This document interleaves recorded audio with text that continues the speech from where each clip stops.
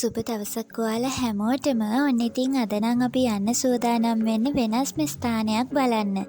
ඒ තමයි ගොඩ දෙනෙක් දන්නේ නැති සබරගමුව පළාතේ රත්නපුර දිස්ත්‍රික්කයේ පිහිටලා තියෙන රත්ගඟ පුංචි දඹදිව විහාරස්ථානය බලන්න තමයි අපි මේ යන්න සූදානම් වෙන්නේ.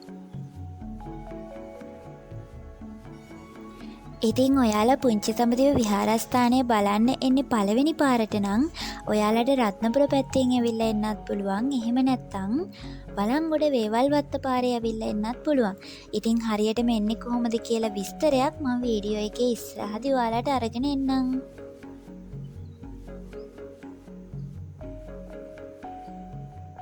අපි උදේ පාන්දරම අපේ ගමන පටන් ගත්තේ. මේ වෙනකොට නම් මීදුම ටිකෙන් ටික අඩු වෙලා ඉරව්ව වැටිගෙන යන ගමන් තමයි තියෙන්නේ. ඉතින් හරිම ලස්සන ස්ථාන පහු කරගෙන, ලස්සන ගස් කොළන් පහු කරගෙන, දියැලි පහු කරගෙන තමයි ඉතින් අපේ ගමන අපි යන්නේ. ඉතින් වැඩි කතා බහක් ඕනි නෑ. ඔයාලා වීඩියෝ එකත් එක්ක එකතු වෙලා ඉන්න. අපි පුංචි දඹදිවට ගිහිල්ලා වැඩි විස්තර ගැන කතා කරමු.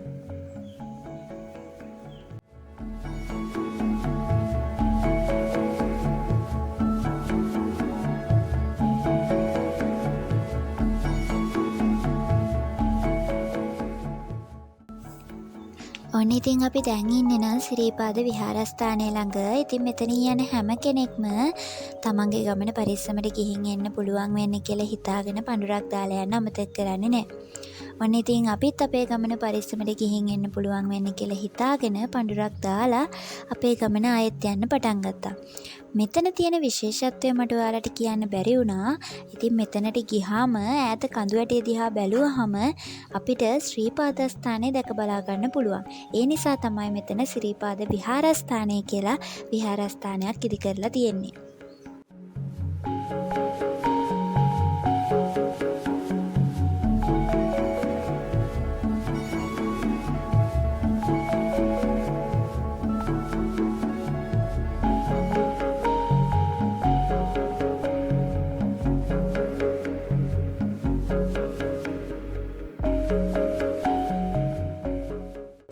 ඉතින් බලන්නකො මෙහි කොච්චර ලස්සනයිද කියලා. ඒ වගේම අපි මේ වගේ යන ලස්සන තැන් ගොඩක් ඔයාලට ඉස්සරහටත් බලා ගන්න පුළුවන් අපේ channel එක subscribe කරලා තියාගත්තොත්. ඉතින් ඔයාලා අපේ channel එක තාමත් subscribe කරලා නැත්නම් දැන්ම ගිහින් subscribe කරන්න කියලාත් ආදරයෙන් මතක් කරනවා.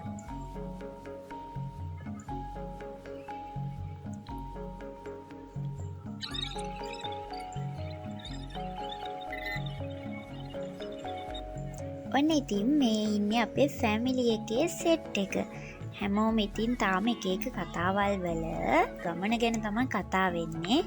ඔන්න ඉතින් ඉස්සරහින් මල් ගහක් තියෙනවා කියලා මල් ටිකකුත් කඩාගෙන යමු කියලා හැමෝමත් එක්ක කතා වුණා. මොකද අපි උදේ පාන්දර හදිසිය ආපු නිසා මල් ගොඩක් කඩා ගන්න බැරි වුණා. ඔන්න ඉතින් මල් ටිකකුත් කඩාගෙන ෆොටෝ එකකුත් ගහලා ආයෙත් අපි අපේ ගමන යන්න පටන් ගත්තා. ඔයාලට පේනවා ඇති මේ පාරවල් ඉතින් ටිකක් පොඩි තාම. ඒ නිසා ඉතින් වාහන දෙකක් එහා මෙහා වෙද්දි චුට්ටක් අමාරුයි. ඔන්න ඉතින් අපිට බස් එකකුත් හම්බුණා. කොහොම හරි හිමින් සැරේ මාරු වෙලා අපි ආයෙත් අපේ ගමන යන්න පටන් ගත්තා.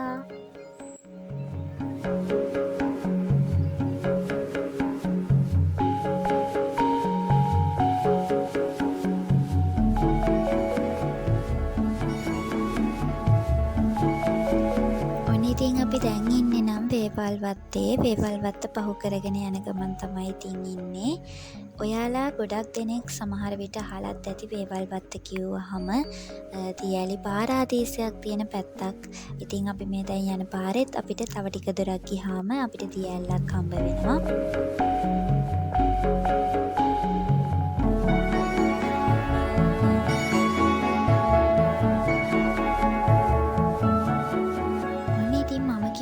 පුංචි පුංචි දඹදිවට යන්න පාරවල් දෙකකින් ඔයාලට යන්න පුළුවන් කියලා.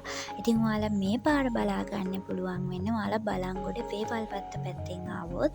ඒත් ඉතින් මම හිතනවා ඔයාලා වෙන පළාතකින් එන කෙනෙක් නම් ඔයාලට අනිවාර්යයෙන්ම රත්නපුර පාරෙන් ඇවිත් එන එක ලේසි වෙයි කියලා. රත්නපුරෙන් ඔයාලා එන්න හිතාගෙන ඉන්නවා නම් රත්නපුර සිරිපාගම පාරේ මල්වලට ඇවිල්ලා දකුණට හැරිලා වේවල්වත්ත පාරෙත් ගලබඩ හන්දියට වෙනකන් ඇවිල්ලා වමට තියෙන පාරේ කිලෝමීටර් 8ක් ගියාට පස්සේ ඔයාලට පුංචි දඹදිව විහාරස්ථානය හම්බ වෙනවා.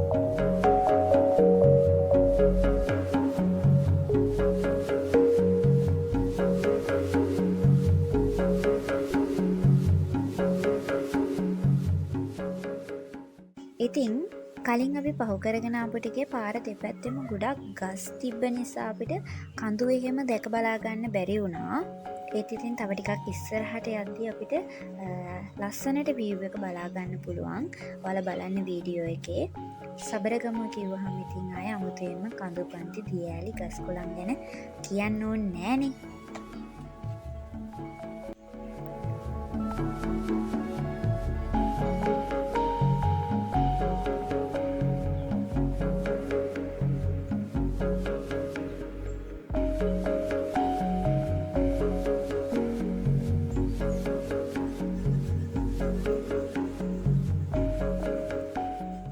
ඔන්න ඉතින් අර මං කිව්වා වගේ ඔයාලා බලන්න මේ ටිකේ යද්දී view එක කොච්චරනම් ලස්සනට පේනවද කියලා. වාහනයක යද්දී උනත් හිතට හරිම සහනයක් දැනෙනවා. ඒක මට කියන්න තේරෙන්නේ නැහැ. ඇත්තටම හරිම ලස්සනයි. අර තියෙන මහන්සිය හැම දෙයක්ම නැති වෙලා යනවා මේ වගේ පාරකින් යද්දී. ඉතින් ආයෙත් මම ඔයාලට කියනවා අනිවාර්යයෙන්ම ජීවිතේ එක සැරයක් හරි මේ වගේ පැත්තකට ඇවිදලා කරලා බලලා යන්න ඉතින්. ඔන්න ඉතින් බලංගොඩ ඉඳන් වේවල්වත්ත පහු කරගෙන යනකොට මේ වගේ ලස්සන දර්ශනයක් බලාගෙන තමයි ඉතින් අපිට පාරේ ගමන් කරන්න තියෙන්නේ. ඉතින් ඔයාලා රත්නපුර පාරෙන් ආවත් මේ වගේම ලස්සන පරිසරයක් ඉතින් බලාගෙන එන්න පුළුවන්. ඒ වගේම ඉතින් ඔයාලට මේ වෙලාවේ මතක් කරනවා ඔයාලා අපේ channel එක subscribe කරලා නැත්නම් දැන්ම subscribe කරලා තියාගන්න. මේ වගේ අපි යන ලස්සන තැන් එතකොට ඔයාලට බලා ගන්න පුළුවන්. ඔන්න ඉතින් දැන් අපි ඉන්නේ දෙහෙනැල්ල ළඟ. පාරයිනෙම තියෙන නිසා ඉතින් මෙතන යන ඕනි කෙනෙක්ට දෙහෙනැල්ලත් බලාගෙනම යන්න පුළුවන්. ඉතින් අපිත් වාහනේ නතර කරලා චුට්ටක් වෙලා දෙහෙනැල්ල බලලා ආයෙත් අපේ ගමන පටන් ගත්තේ. මීටර 73ක් පමණ උස මේ දෙහෙනැල්ලට මේ නම ලැබුණේ කොහොමද කියලා බැලුවොත් ඉස්සර ප්‍රාදේශීය රජුරෝ මිනිස්සුන්ට දඬුවම් කරන්න මේ ඇල්ල තමයි යොදාගෙන තියෙන්නේ. ඉතින් දමන ඇල්ල කියලා හඳුන්වපු මේ ඇල්ල පස්සේ කාලෙක දෙහෙන ඇල්ල වුණා කියලා තමයි සඳහන් වෙන්නේ. ඔයාලා රත්නපුරේ පැත්තෙන් ආවත් ඉතින් දෙහෙන ඇල්ලත් බලලා යන්නේ නමතක් කරන්න එපා කියලා මතක් කරනවා. හරිම ලස්සනයි ඉතින්. මේ එක දියැලක් විතරයි. මේ වගේ දියැලි ගණනාවක්ම තියෙනවා මේ වේවල්වත්ත පැත්තට ආවොත් ඔයාලට. ඉතින් දන්න කෙනෙක්ගෙන් අහලා හරි එහෙම නැත්නම් ඔයාලා Google එකේ හරි search කරලා බලන්න. වේවල්වත්ත කියලා කියන්නේ දියැලි පාරාදීසයක්ම තියෙන පැත්තක්. අපේ ගමන පටන් අරගෙන තාම ඉතින් භාගයක් විතර වගේ තමයි ඉතින් අපි ඇවිල්ලා තියෙන්නේ. ගොඩක් විස්තර කරන්න දේවල් මේ හරිය එහෙම නැති වුණත් ඉතින් අපි හිතුවා දිගටම වීඩියෝ එකක් අරගන්න ඕනේ කියලා. මොකද ඉතින් මේ පැතිවල ලස්සන දැකලා නැති ගොඩක් අය ඉන්නවා. ඉතින් එයාත් එක බෙදා ගන්න ඕනේ කියලා හිතුන නිසාමයි අපි දිගටම වීඩියෝ එක අරගන්න කල්පනා කරේ.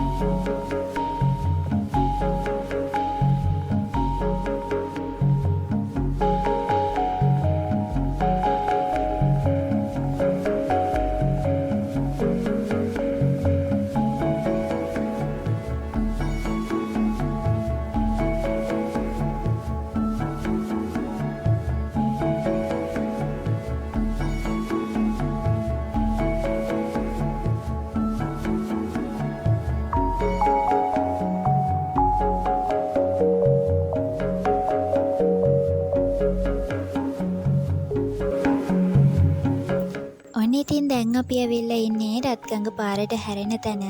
ඉතින් මෙතන බෝඩ් එකක් ගහලා තියෙනවා. ඔයාලට ඒ නිසා හොයාගන්න අපහසු වෙන්නේ නැහැ. ඉතින් මෙතනින් හැරිලා තමයි යන්න තියෙන්නේ පුංචි දඹදිවට යන්න.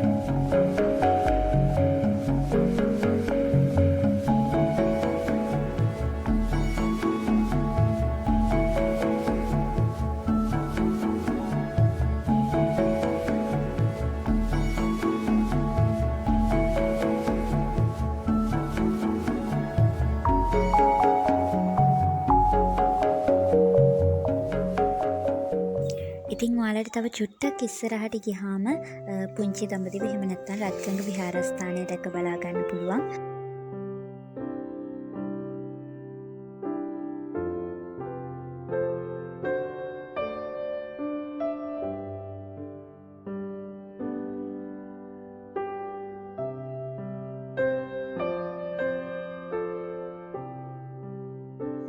ඔන්න ඉතින් බොහෝ දුරක් ගෙවාගෙන අපි මේ වෙනකොට ඇවිල්ලා ඉන්න පුංචි දඹදිව විහාරස්ථානයට.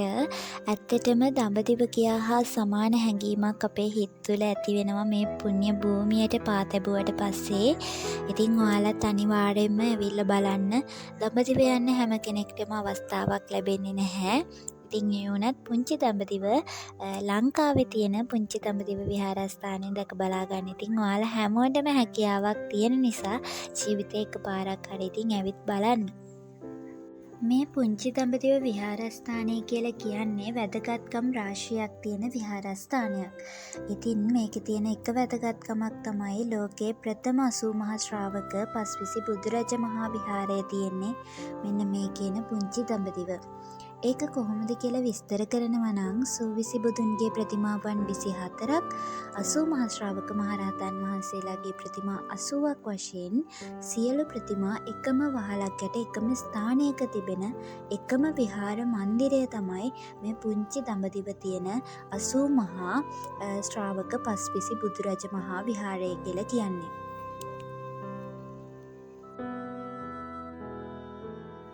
ඉතින් මෙතරම් වටිනාකමක් සහිත පුංචි දඹදිව විහාරස්ථානයේ ආරම්භය ගැන සොයා බලද්දී මෙහි බිහිවීම සිද්ධ වෙන්නේ 1981 වර්ෂයේ පූජ්‍යකරු ගිලීමලේ චන්ද්‍රාලෝක ස්වාමීන් වහන්සේගේ මූලිකත්වය ඇතුව. ඉතින් එදා කුඩා පැල්පතක් තනාගෙන වාසය කරමින් ගම්වාසීන් සමග එකතු වෙලා මේ අද තිබෙන තත්ත්වයට පුංචි දඹදිව විහාරස්ථානය ගොඩනංවන්න උන්වහන්සේ මහත් උත්සාහයක් දරලා තියෙනවා.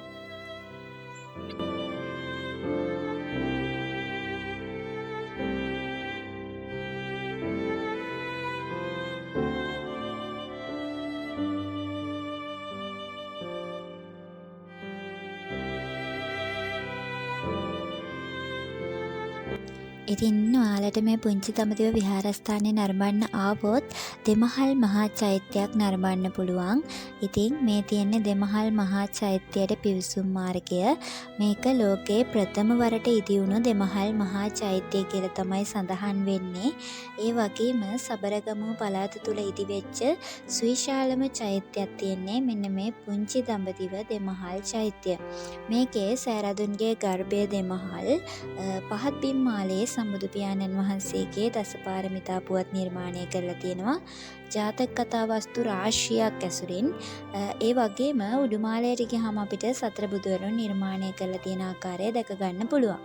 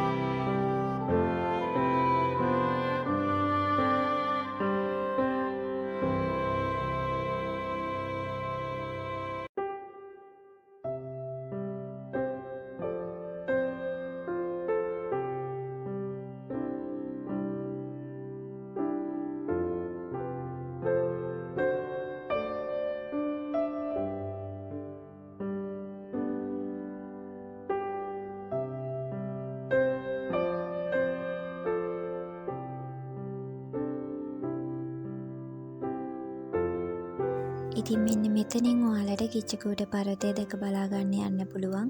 අපි හැමෝම දන්නවා කිච්චකූට පර්වතය කියලා කියන්නේ ඉන්දියාවේ පිහිටි ස්ථානයක්. දෙව්දත් තෙරුන් බුදුන් වහන්සේට ගල් පෙරළුවේ කිච්චකූට පර්වතේ ඉඳන් කියලා අපි හැමෝම දන්න කරුණක්. ඉතින් අපි ගිහින් බලමු කිච්චකූට පර්වතය කොයි ආකාරයටද නිර්මාණය කරලා තියෙන්නේ කියලා.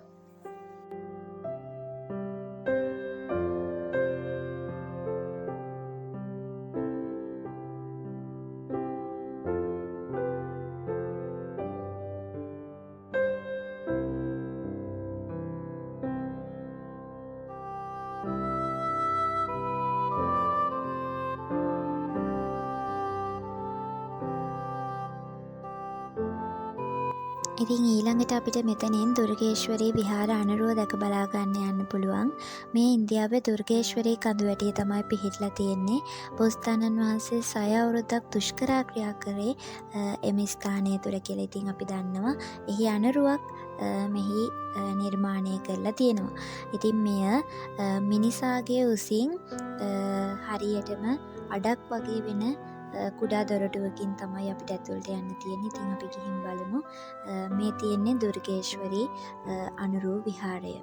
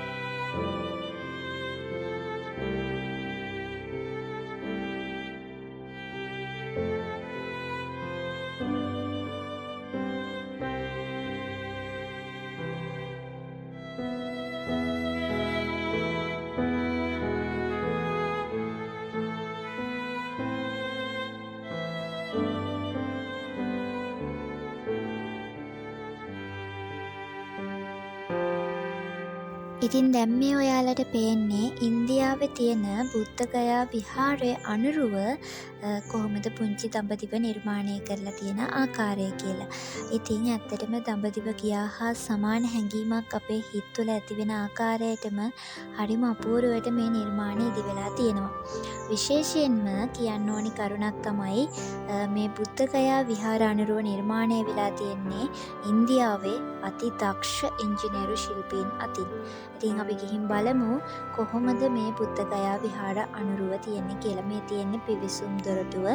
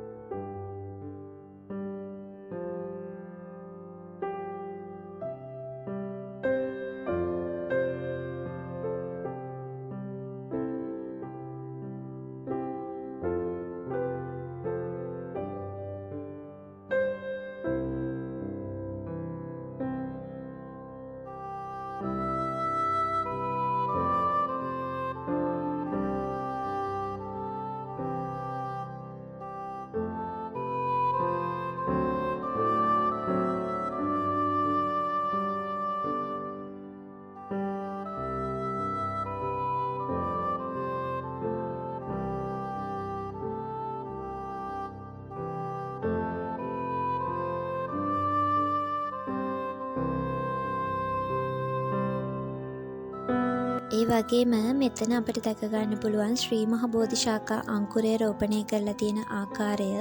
විශේෂයෙන්ම මෙහිදී සඳහන් කරන්න ඕනි ප්‍රථම ශ්‍රී මහ බෝධිශාඛා අංකුරය මෙරටට වැඩමවා රෝපණය කරලා තියෙන අනුරාධපුර මහමෙවුනාවේ. ඉතින් ඊට පස්සේ දෙවන බෝධිශාඛාව ලෙස රෝපණය කරපු ඉතිහාසයට එක් වෙන්නේ මෙන්න මේ පුංචි දඹදිව තියෙන ශ්‍රී මහ බෝධිශාඛා අංකුරය.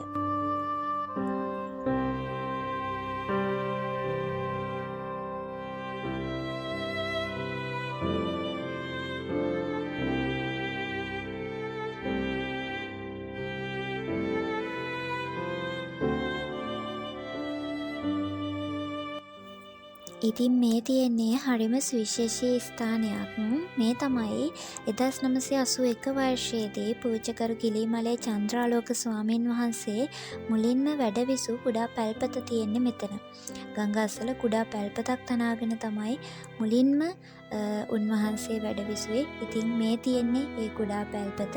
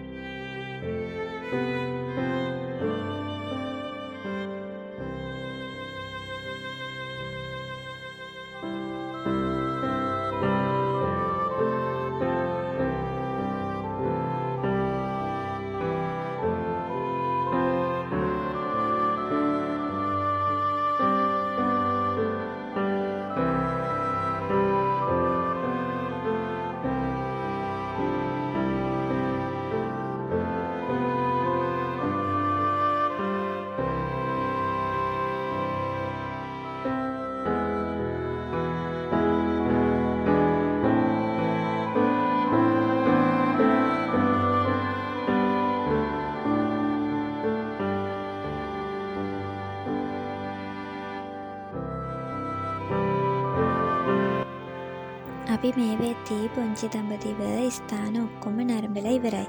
ඉතින් අපේ ගමනත් තාම ඉවර නැහැ. අපිට අලුපොල දියැල්ල බලන්න යන්නත් තියෙනවා. ඉතින් ඒ නිසා හවස් වීගෙනත් එන්න නිසා අපි පුංචි දඹදිවට සමුදීලා අපේ ගමන ආයෙත් මේ විදිහට පටන් ගත්තා.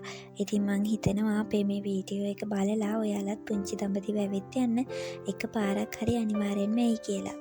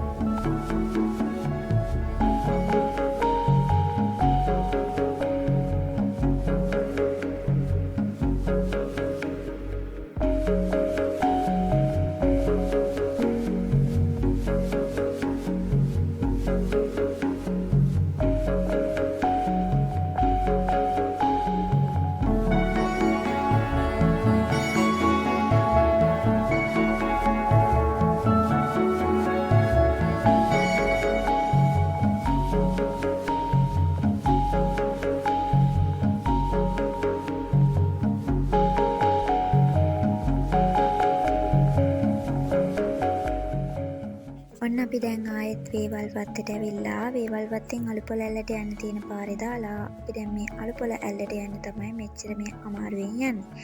ඉතින් මෙච්චර අමාරු පාරක මෙච්චර අමාරුවෙන් ගොඩක් දුරට ගිහිල්ලා ඒත් අපිට අලුපොල ඇල්ලෙන් නාන්න තියා අලුපොල ඇල්ල හරි විදිහට බලන්නවත් උනේ නැහැ. මොකද වැස්ස හොඳටම සැර වුණා. අපි කුඩේ ඉහළගෙන බොහොම අමාරුවෙන් තමයි අලුපොල ඇල්ල යන්තම් බලා ගන්න හරි ගියේ.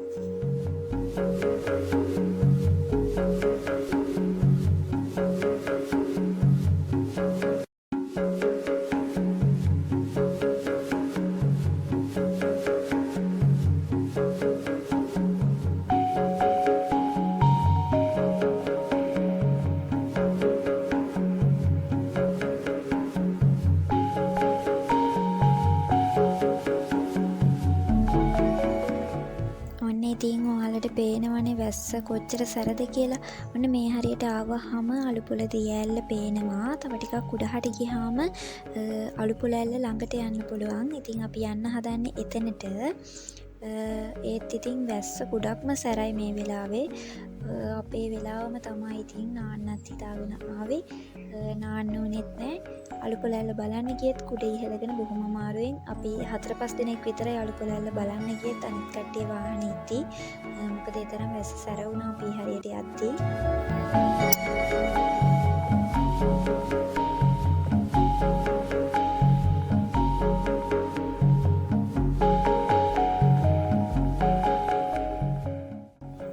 ඔන්න ඉතින් ඔයාලට පේනවනේ අලුපොල ඇල්ල බලන්න ආපු අපි මෙන්න මේ විදිහට කුඩේ ඉහළගෙන ඉතින් වැස්ස වුණත් අපි අච්චර අමාරුවෙන් ඇවිල්ලා ඉතින් අපි අලුපොල ඇල්ල බලන්න ගියේ නැත්තම් ඒක අපරාධනේ. ඉතින් ඒ නිසා අපි 4-5 දෙනෙක් එක්ක අපි කුඩත් ඉහළගෙන අපි ගියා අලුපොල ඇල්ල බලන්න.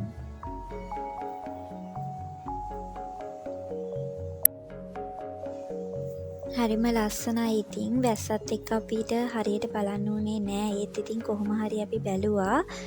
මේ වැස්ස වෙලාවට ඔයාලට මතක් කරන්න ඕනේ ඔයාලා දියැලි බලන්න එනවනම් ඔයාලා වැස්ස වෙලාවට දියැලි වලින් නාන්න එපා. මොකද මේවා වතුර වැඩි වෙන්නේ එකපාරට. ඒ නිසා ඉතින් හරිම භයානකයි. ඒ නිසා ඉතින් නාන්න නම් උත්සාහ කරන්න එපා. ඉතින් වැස්ස වෙලාවක ඔයාලා ආවොත් බලලා යන්න.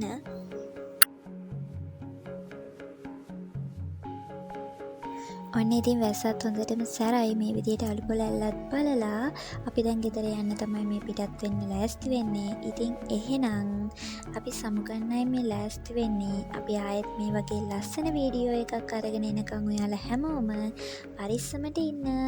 ඉතින් අපේ channel එක තාමත් subscribe කරලා නැත්නම් ආයෙත් ආදරයෙන් මතක් කරනවා අපේ channel එක subscribe කරලා තියාගන්න. මේ වගේ ලස්සන තැනක වීඩියෝ එකක් අරගෙන ආයෙත් ඉක්මනින් ඔයාලා හමුවට එනකම් goodbye.